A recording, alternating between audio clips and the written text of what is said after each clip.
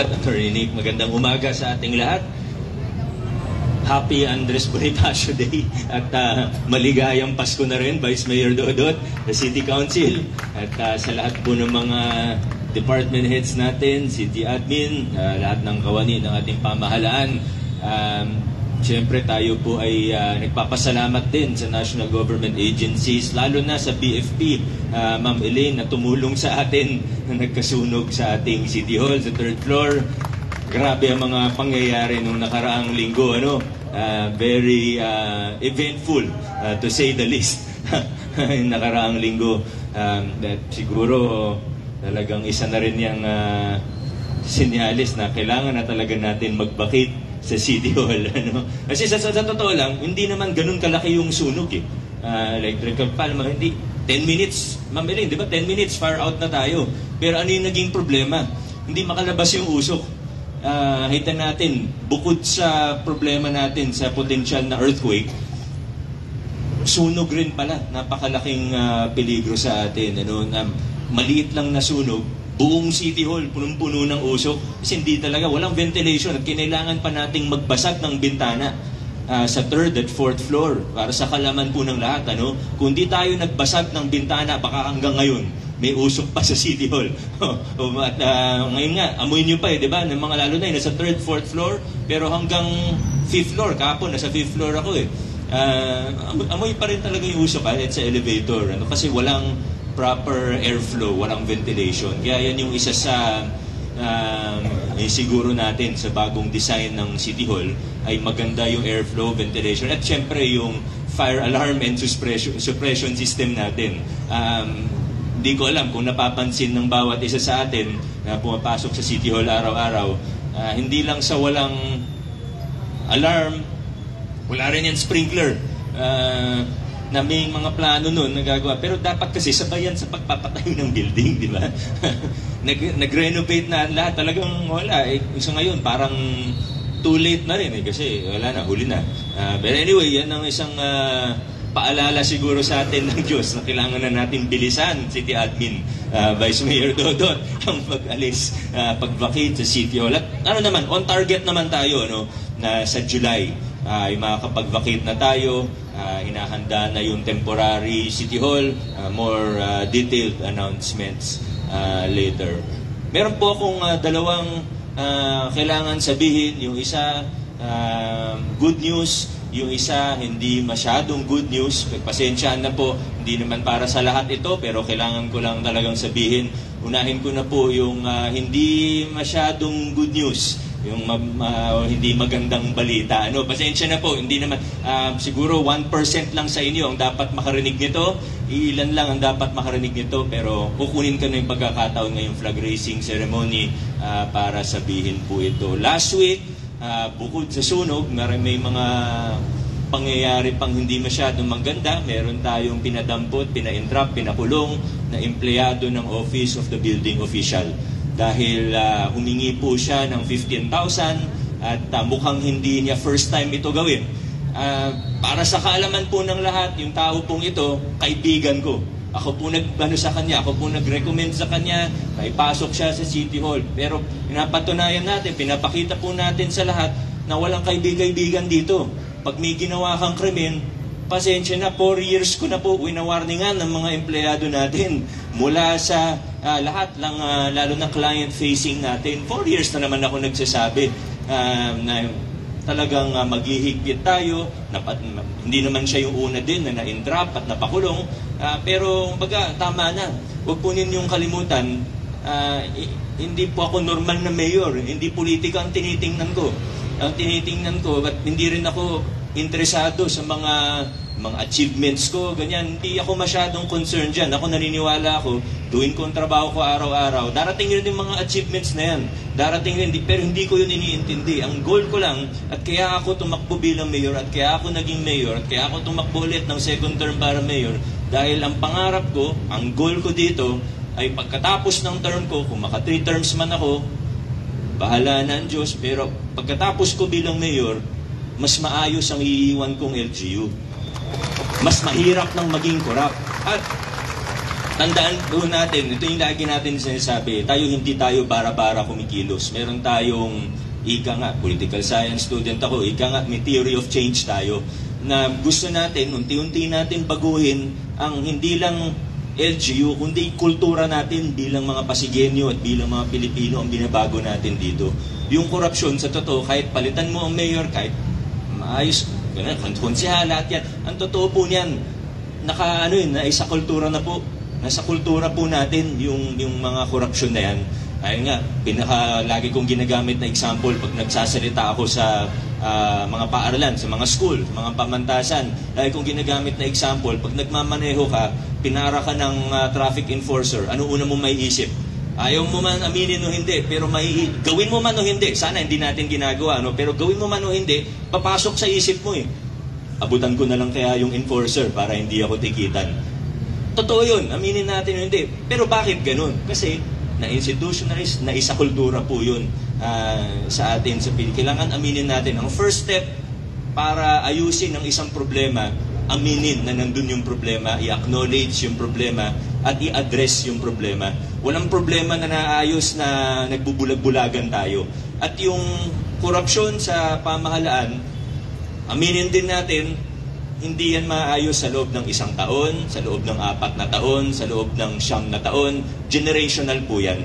Pero sana, habang tayo po ay dumadaan sa mundong ito, dumadaan sa lokal na pamahalaan ito, gawin natin yung part natin para may urong ng konti yung kultura natin. Yung hindi magagandang kalakaran, may urong lang natin ng konti. Success na po yun para sa atin.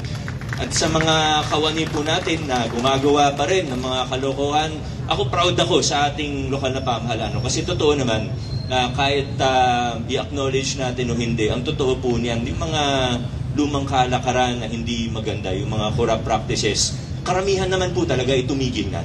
Karamihan sa mga empleyado natin ay aligned dun sa mga prinsipyo natin ng mabuting pamamahala. Meron tayong mga example. Sa bawat example natin na may humingi, may tumanggap ng lagay, sa totoo niyan, si PDO natin, kahit naman mga Office of the Building Official staff natin na iba, ang dami ko na rin narinig ng kwento na inalok sila, inabutan sila, tinanggihan nila. Ang dami na rin yung kwento. May mga empleyado tayo na pag sinabing no contact policy talaga yung pinapatupad. Kaya proud ako sa ating mga kawani. Siguro karamihan, ganun na po ang ginagawa. Pero may ilan pa rin. At bukod po dun sa nahuli nung nakaraang linggo na tumanggap. Actually, 10,000 na lang yung tinanggap niya. Nakipagtawaran pa eh. 15,000 yung una niyang hiningi. Tinanggap niya para kakapalit daw ng pirma ng Office of the Building Official. So, nahuli siya. Tinanggap niya yung 10,000. Hindi ko lang alam kung itutuloy ng complainant. Pero siguro naman, the fact na naaresto siya, napakulong ng ilang sandali, siguro malaking na yun sa kanya. Reminder po sa atin lahat. At meron po tayong ongoing case ngayon sa ating OGS at motor pool dahil meron pong kababalaghan na nangyari sa isang sasakyan natin, dalawang sasakyan natin. Di ko na muna papangalanan at na-endorse na naman po natin yan sa legal, attorney, na-endorse na po natin sa legal. Pakiusap lang sa legal, bilisan natin ng konti kasi kailangan ma-dispose na natin yung mga taong ito. Tingnan natin kung uubra yung criminal case, kung di naman, basta mawala na sila sa City Hall. Sawang-sawa na tayo sa mga ganito kasi nababahiran yung pangalan natin eh. Ang ayos ng ginagawa natin, 99% sa empleyado natin, maayos ang ginagawa. Kahit yung mga medyo gumagawa nung araw, tumigil na rin karamihan. Pero yun nga, may makukulit pa rin eh. Yung mga taga-OGS na yan, saka yung taga-motorpool. Halatang halata naman. Kaya, natin, hindi kayo. Kayo nga yung mga tumulong sa atin para ayusin to, di ba?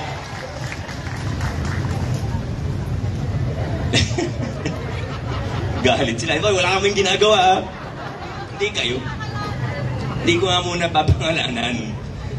Pero ang punto lang natin, at ito, nandito naman sila eh. Nandito naman sila. Kaya sabihin ko na, mag-cooperate na kayo sa investigasyon, baka hindi kayo makulong ng napakatagal na panahon. Titingnan natin yan bilang mitigating circumstance, ika nga ng mga abogado. At baka pwede mag-compromise. Ibig sabihin, sige, aminin nyo na lahat, i-presenta nyo sa amin lahat ng ebidensya, sige, hanggang admin case na lang. Pero kung magmamatigas kayo, pagtatakpan ninyo yung mga ginawa ninyo, didiretso ko hanggang criminal. Kasi halatang halata. Halatang halata yung ginawa ninyo. Para sa kaalaman ng lahat, ang ginawa po nila, meron kasing meron tayong binili. Para alam nila na alam ko. Kasi ako tahimik lang. Pero pag tahimik lang ako, doon kayo matakot. Kasi inaalam ko talaga. Meron tayong sasakyan na binili. Kaso ang problema, nung na-award na yung kontrata, ay obsolete na yung sasakyan. Wala nang available. So, nag-propose yung ilang tao sa end user natin na mag-change order na lang. Ang katakataka, dun sa request for change order, walang pirma nung pinaka-department head nila. So, dun pa lang, medyo red flag na yun. Tinignan namin, hindi pwedeng i-change order yan. Kasi, ibang item na yan eh. Kung may konting pagbabago lang sa specs, pwede tayo mag-change order. Pero kung ibang sasakyan na siya, bawal po yun. Alam nyo naman yan. Tatagal na kayo sa gobyerno, alam nyo, bawal po yun. Violation yun ng 9184. Hindi pwede yun. Ang nangyari pala, na-deliver na yung sasakyan, na tinanggap na yung sasakyan, nakapangalan na sa city government yung sasakyan. Hindi ko pa napipirmahan, walang approval yung change order. Paano nakarating dyan yung sasakyan? Nag-imbestiga kami. Binili na yung sasakyan gamit ang sarili nilang pera. Magkano yun, CA? Sabihin natin, 600,000. More. Kung dalawa yun, so nasa more than 1 million pesos. Gumastos sila ng sarili nilang pera, binili nila sa dealership, finacilitate nila yung pag-deliver dito, wala pang, hindi pa na-change, hindi pa na-approve yun, hindi pa na-change order. O ngayon, umiiyak yung, syempre, paano babayaran yung supplier? Ano yung agreement nila sa supplier? Halatang halata naman. So, again, dun sa mga taong gumawa nito, yung isa, yung one syllable yung first name, hindi naman sa parang mag-blind item, pero syempre due process tayo. Itong tao na to, sa totoo, hindi ito yung first time na iniimbestigahan siya. Nakaswerte lang siya noong unang 2 beses kasi umatras yung complainant. Pero ngayon, matibay na ba yung ebidensya natin? Kahit umatras pa yung complainant, kahit kausapin pa nila yung supplier o contractor, kahit kausapin pa nila, kahit mapaatras pa nila yun, wala na, buo na yung ebidensya namin eh. So, mag-cooperate kayo, compromise tayo, hanggang admin case lang ipafile ko. Pero kung hindi, sige, hanggang criminal. Bisitahin ko kayo pag nakulong kayo. Anyway, yun yung hindi masyadong maganda. Again, karamihan sa inyo, hindi kailangan marinig yun. Pasensya na.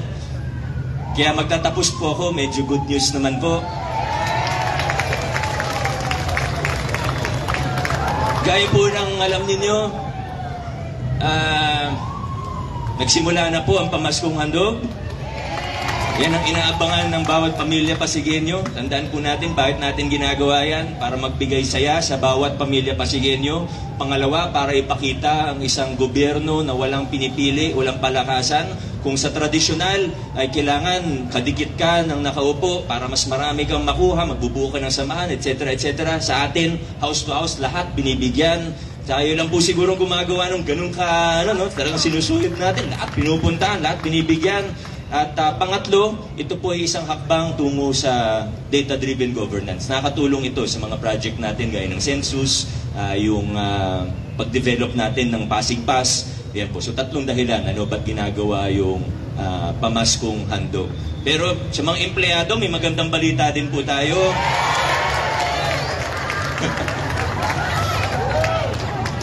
Sa mga regular or casual, ganun pa rin naman. Alam ko, masaya naman po tayo. Kasi, lalo na yung mga bago, yung mga bagong regular or casual, hindi naman credit sa akin. Si LGU naman ito. Hindi naman galing sa akin yung pera. Pero, wag nating kalimutan at i-appreciate natin yung blessings natin. Dahil hindi naman lahat ng LGU may 15th month na. Tayo may 15th month tayo. Hindi lahat ng LGU may ganun. Baka akala ng lahat, karapatan nila yun at talagang may ganyan. Hindi po. Ilan lang tayo na may hanggang 15th month. Pero, may magandang balita tayo kahit sa mga JO natin. Una, alam niyo naman po yung ginagawa nating mga hakbang tungo sa mass promotion, mass regularization, di ba? Uy, ba yun? May inaatake ba dyan, no? Ano? Sabi, ko alam kung masaya o inaatake. Yeah. Alam naman natin, di ba, nag-regularize tayo, nagka-casual tayo, more than ever before no, sa ating LGU. Pero, siyempre, may mga JO pa rin tayo. Lahat ng JO, nasan po kayo? Taas po ng kamay. Medyo, sa opisina natin, medyo marami pa. Pero sa totoo, kunti na lang sa total natin. Ano? Meron tayong EWA. Siyempre, kailangan may matatanggap din yung JO natin. May konting increase tayo this year compared sa last year. Magkano yung increase? Alam niyo na ba? Secret.